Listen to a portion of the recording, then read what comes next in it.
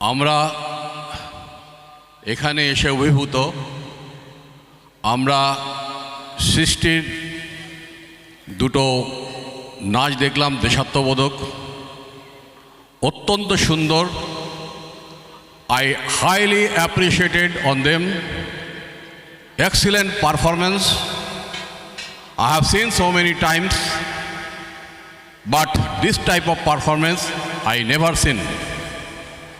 I am totally fully happy, and I pray to God Srishti is to be one of the excellent performer of the West Bengal, even outside of India also.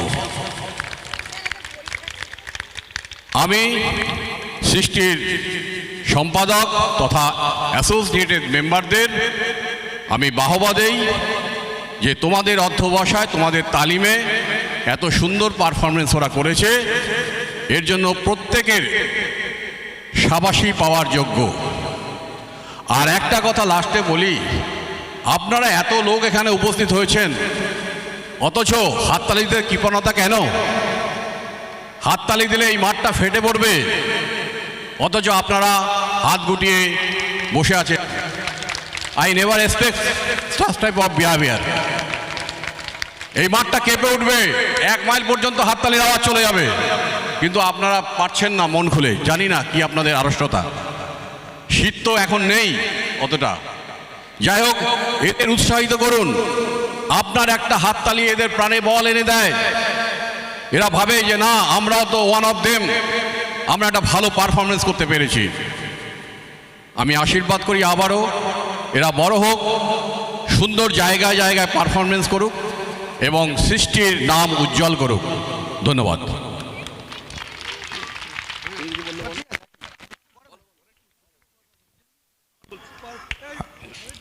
Hello, নমস্কার, আমি গৌতম ঘোষ।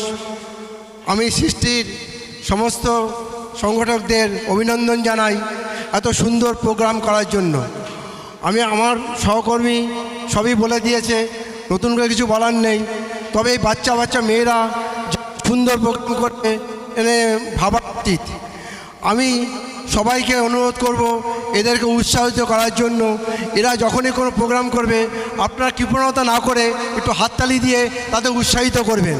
এবং আমি চাই এরা আরও আগে বাড়ুক এবং এই সংগঠন আরও আগে বাড়ুক, বেড়ে শ্রীবৃদ্ধি হোক। এই বলে আমি আমার বক্তব্য শেষ করছি। হ্যালো, সকল ভলেন্টিয়াররা একবার মঞ্চে আসো। সব ভলেন্টিয়াররা একবার যেখানে যা আছো সব একবার মঞ্চে আসো। যেখানে যারা ব্যাচ পড়ে আছো একবার মঞ্চে আসো।